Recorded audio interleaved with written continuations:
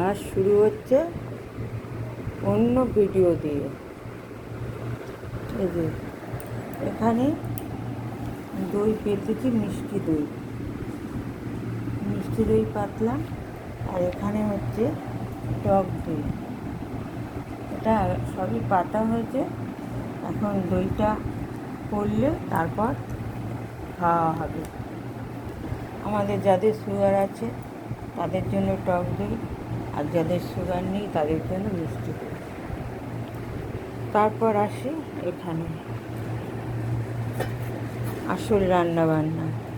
এখানে কালকের একটা টুকরো মাছ রয়েছে, আজ আর মাছ রান্না করিনি। এখানে রান্না হয়েছে ডিম কষা, ডিম আলু সেদ্ধ করে আদা পেঁয়াজ রসুন কষিয়ে তেজপাতা জিরে ফোড়ন দিয়ে তারপরে ডিম আলু সেদ্ধ, আলুটাকেও ভাজা করেছি, ডিমটাকেও ভাজা করেছি, ডিম আলু কষা। এখানে হয়েছে বরবটি ভাজা, এখানে হয়েছে তিতা সর্ষে ফোড়ন দিয়ে উচ্ছে কুমড়ো, তারপরে আলু লম্বা লম্বা করে কেটে তিতা ভাজা। আর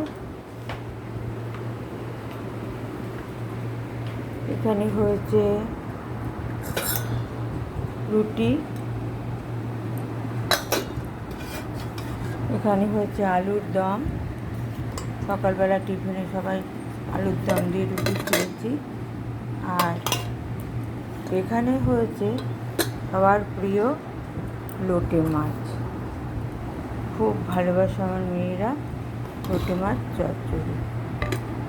আর একটা রান্না দেখাচ্ছি, ওটা গ্যাসের উপরেই আছে এখনও রান্নাঘরে, ওটা এখনও হয়ে গেছে, রান্নার মাসে চলে গেছে, ওটা আমিই করেছি।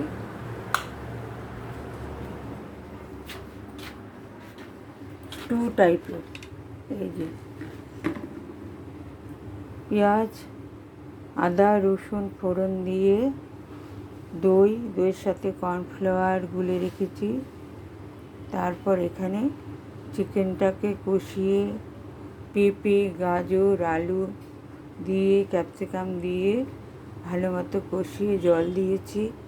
তারপর কড়াই থেকে প্রেসারে ঢেলেছি, তারপরে দই কর্নফ্লাওয়ার আর জল দিয়ে মেশানো যে মিশিয়ে রেখেছিলাম সেটা দিয়ে দিয়েছি, দিয়ে নুন মিষ্টি দিয়ে একটু বাটার দিয়েছি, একটু গোলমরিচ এলাচ লবঙ্গ দারচিনি সব ফোড়ন দিয়েছি, দিয়ে জল দিয়ে ভালো করে প্রেসারে 2টো সিটি দিয়ে রেখে দিয়েছি।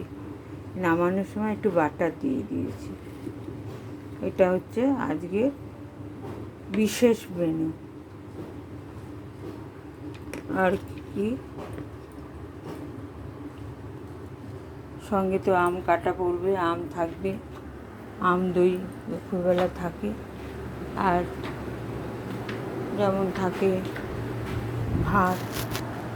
ভাত রয়েছে।